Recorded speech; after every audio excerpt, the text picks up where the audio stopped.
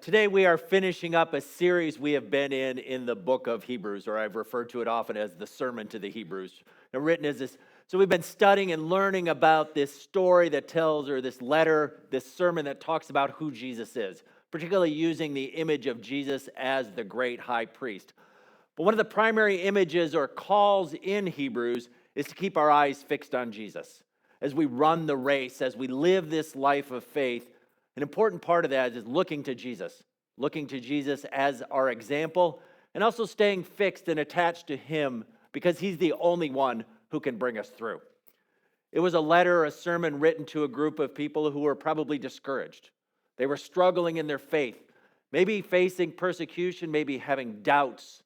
Maybe they were worried, and maybe they were drifting a little bit in what they believed.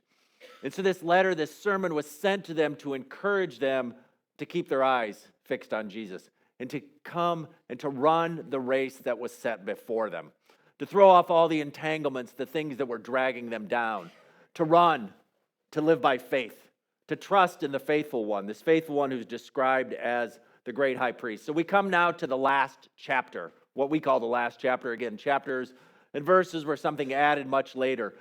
And as we get to this section, this chapter of the Bible, chapter of Hebrews, we find it's not as full of the rich imagery. Earlier on, there were all these things. There were sacrifices and Melchizedek the priest and all these images that were hard for us to understand.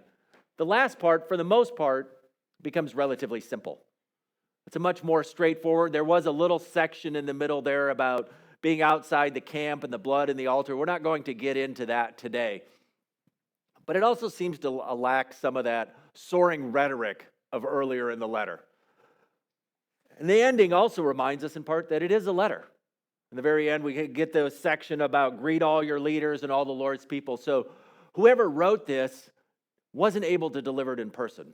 They weren't able to deliver it in the sermon, but they were instead gave it to someone else to read to the congregation, wherever they were. And then it ends as a letter often ends. And in the conclusion, what it does is talk about these final thoughts on the life of faith, what it looks like to remain faithful. And so I want to look today at a few of these words of instruction, words of wisdom, and in particular pay attention to 5 of those commands that were given to the people, or 5 words of encouragement, I would say.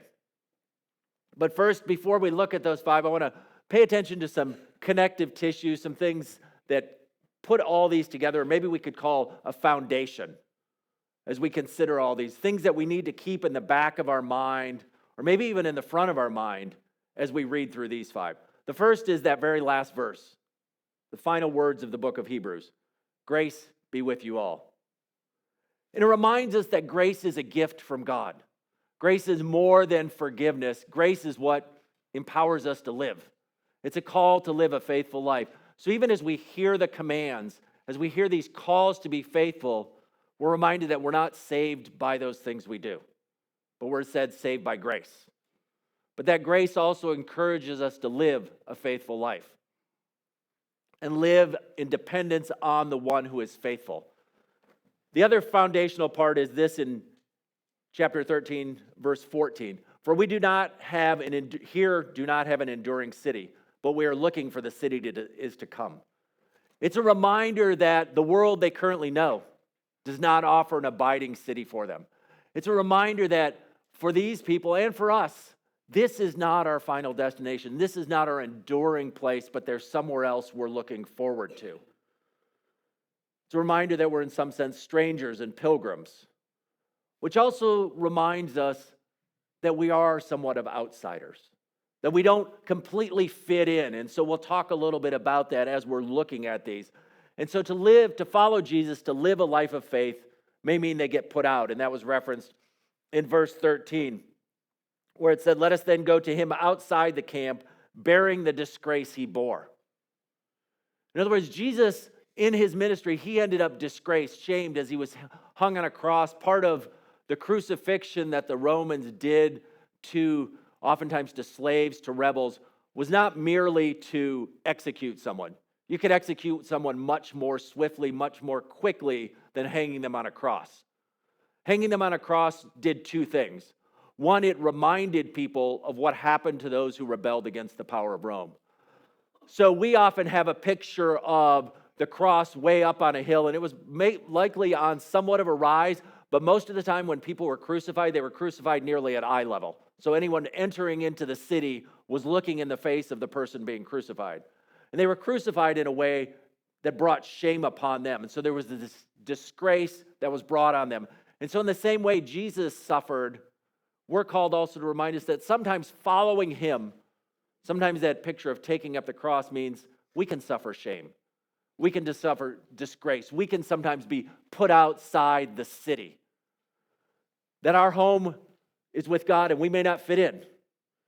And so David Bentley Hart refers to this in an article he calls titled No Enduring City, drawn from the Hebrews 13:14. And he tells a story from Italy in 1236. And the capital city of Italy at the time, Bologna, set free nearly 6,000 serfs, 6,000 bonded servants within the city. What happened was they read the scripture and they saw how God had set us free in Jesus Christ from bondage to death and to sin. And that by Christ's dignity, all of us should have our natural liberty restored. And so he looked at this, and this is what he said about it.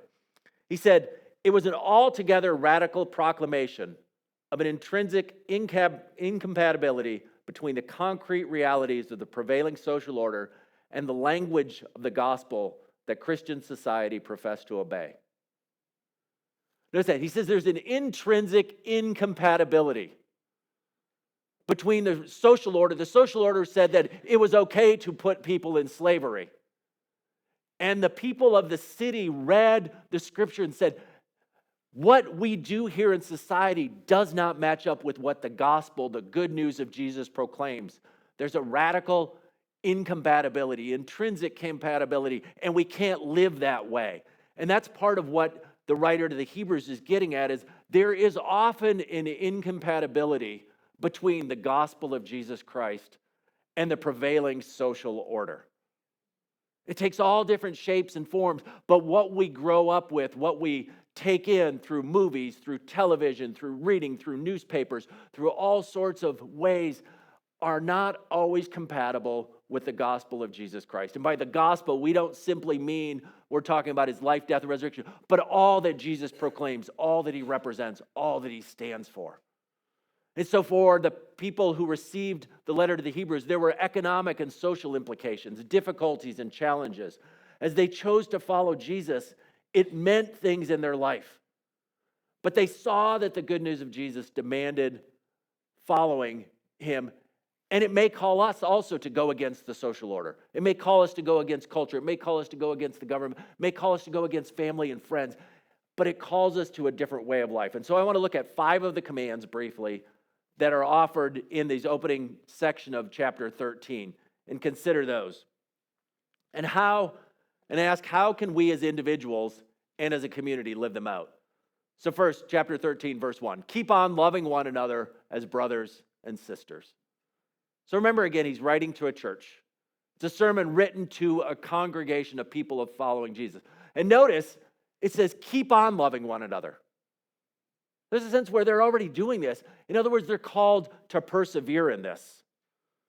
And the language of brothers and sisters comes from even earlier in the book of Hebrews and all throughout most of the New Testament, where Jesus is referred to as our brother.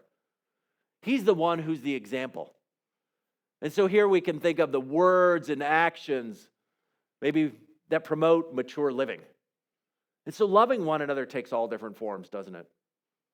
It may take the form of recognizing that we're not all in the same place, that we don't all agree on everything, and so we find ways to love one another, to persist through the differences. A number of years ago, as a congregation, we developed something called the Covenant for Christian Community, or Covenant for Christian Living, and there's a copy of it in our what we call our conference room. So if you exit the sanctuary and go to the left, and go to the little entryway, there's the coffee stand, and there's a large classroom there, and on the wall is a copy of that. And it talks about what it looks like to live a life of radical love with one another. Sometimes it's forgiving one another. Sometimes it's when we have a difference with someone, going to that person and speaking to them about it, taking it face to face. One of the other lines is recognize that we're not all in our same place in our walk with Jesus. that we're all in different stages of faith. And the strange and wonderful and amazing thing about the life of faith is someone who is at 1 year and someone who is at 40 years of following Jesus are going to be in different places. And the person at 40 years may not always be ahead in everything that the person in 1 year is. Hopefully they're farther ahead in most things and they're generally ahead, but sometimes somebody in their first year is at a different place. And it's to recognize we're all at different places.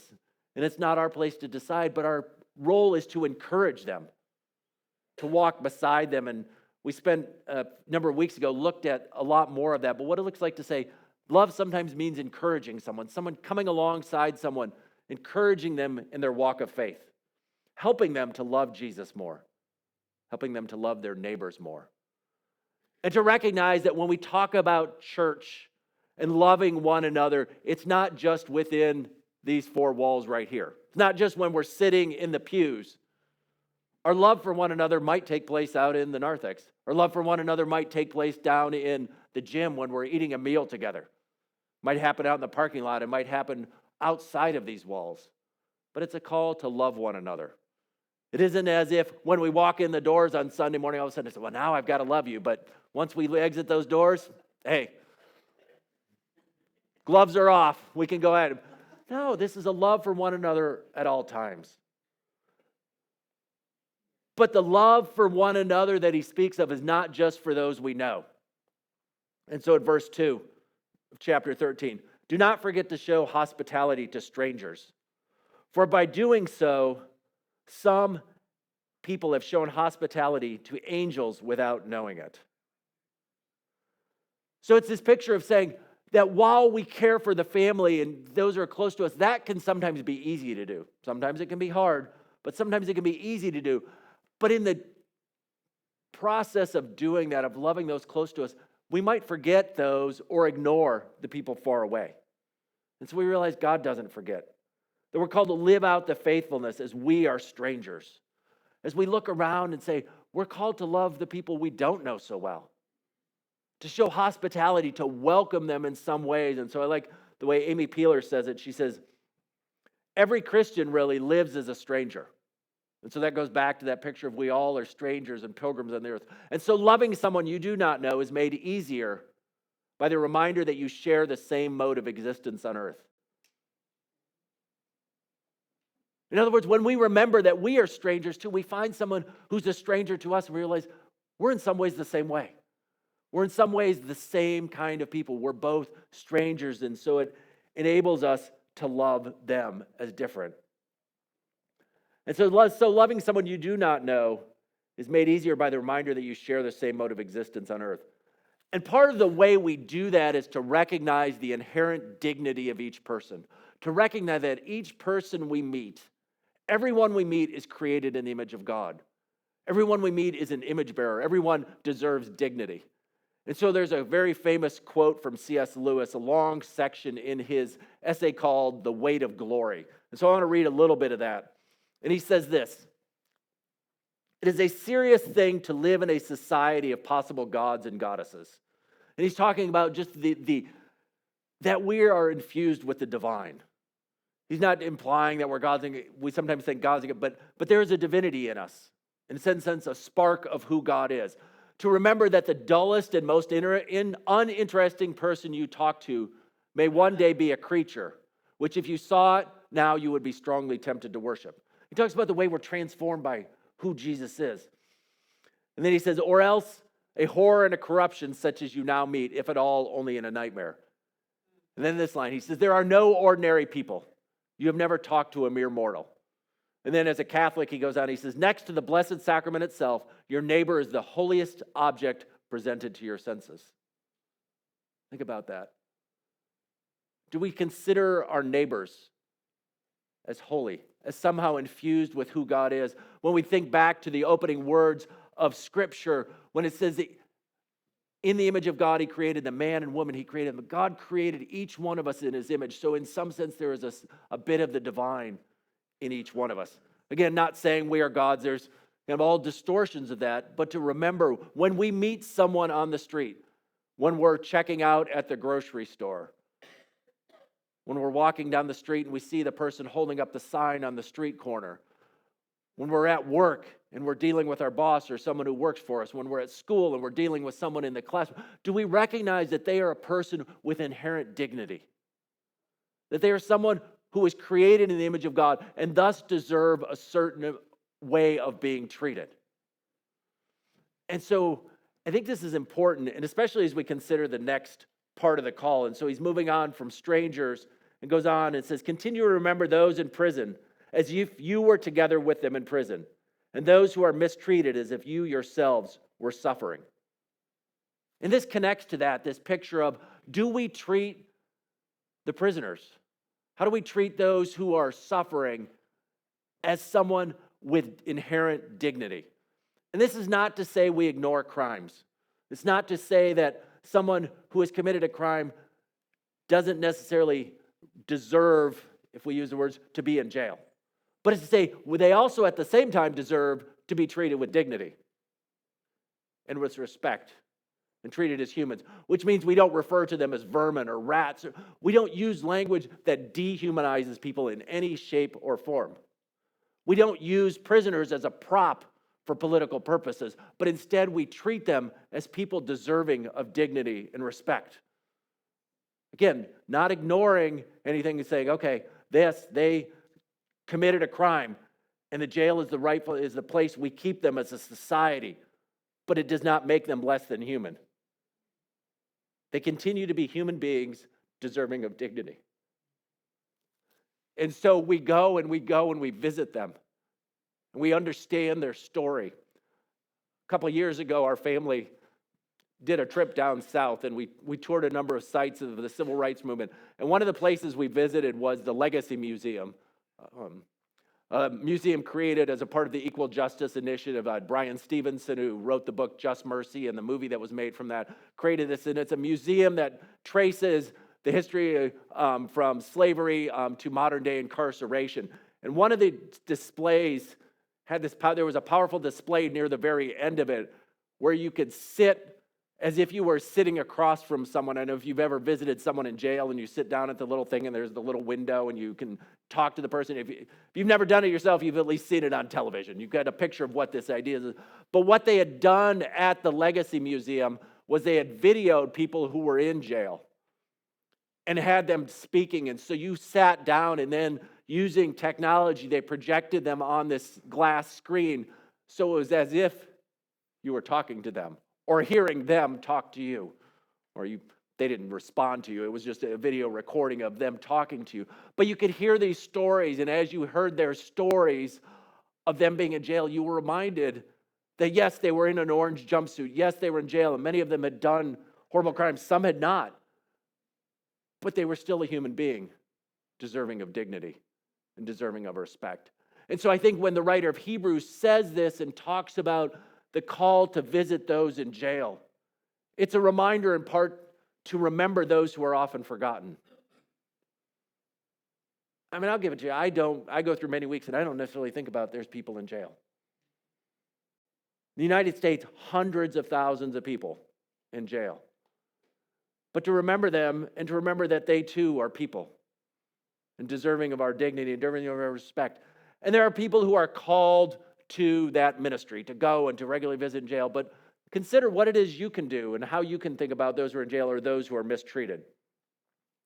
And then he moves on to this. It says, marriage should be honored by all, and the marriage bed kept pure, for God will judge the adulterer and all the sexually immoral.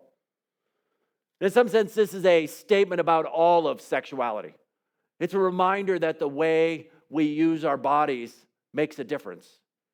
And again, here we're running very much, like many of these things, counter to culture around us. To live in different ways. We're fighting against the norms. We're fighting against the norm here where the writer is reminding us that the only place for sex is within the confines of a marriage between a man and a woman. But we're also talking in a modern society where something like pornography has been in many ways normalized. Or pornography, which is this online presentation or videos or books which portray sexuality as someone, and it portrays, again, a lack of dignity, because then the other person, the man, the woman in the video, in the magazine, becomes someone simply to be used for our own pleasure. They're no longer a human being, they're simply an object. And when I think about the ways in which it's been normalized, and again, those words of David Bentley Hart about going against the intrinsic compatibility of the gospel with the prevailing social norms, I found a few statistics. And one of those two that I want to highlight was in a recent survey of people in the United States, it talked about the comparison, and it asked a number of teens and young adults, so ages 13 to 24, about a variety of issues and how they ranked them as like bad, very bad, and different things.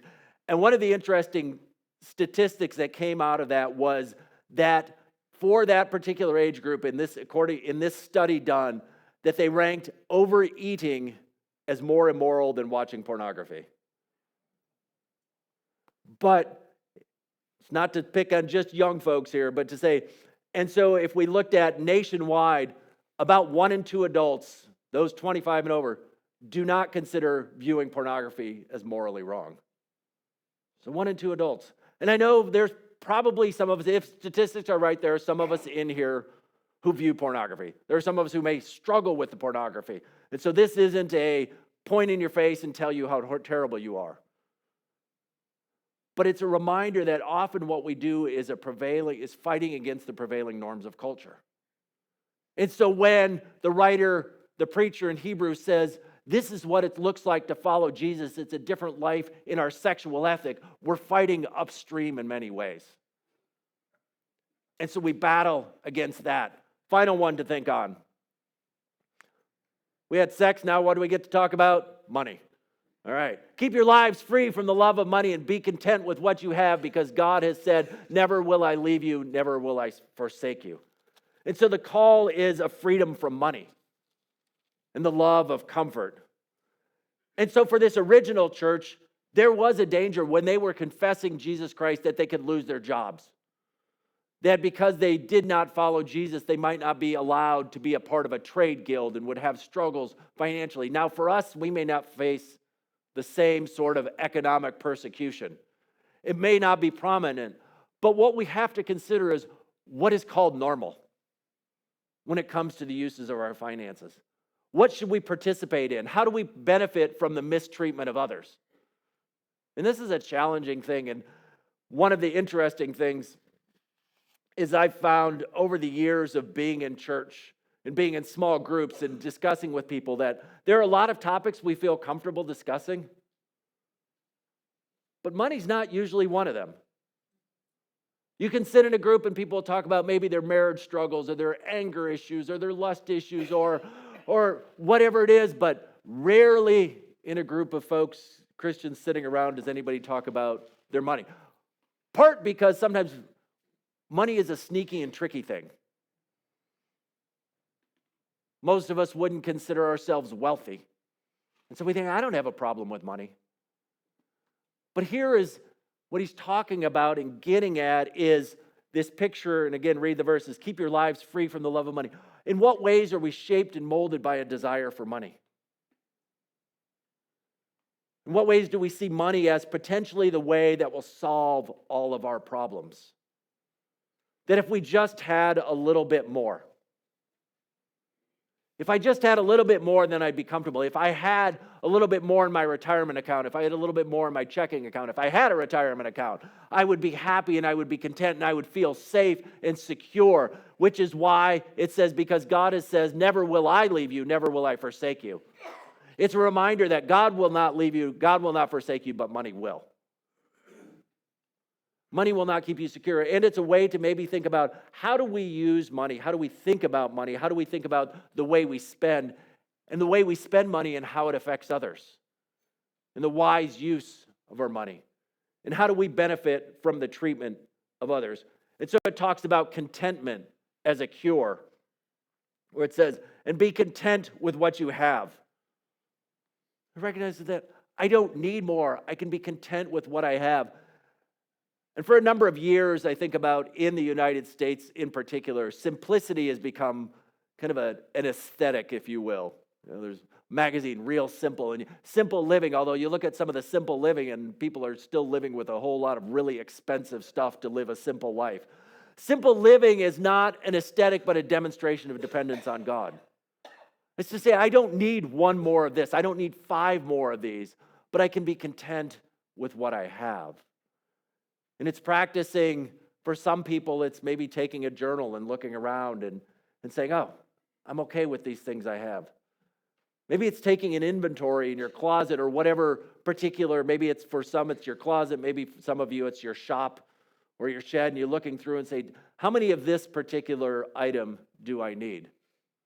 Or when was the last time I used this particular item?